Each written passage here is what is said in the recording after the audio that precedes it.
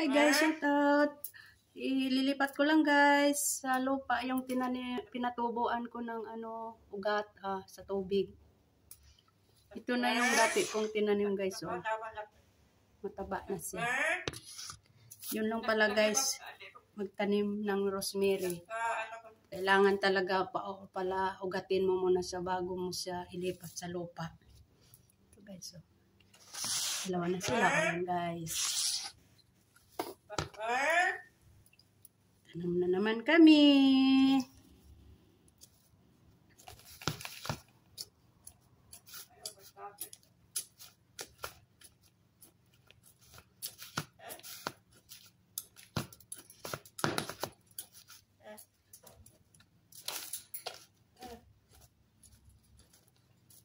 And guys,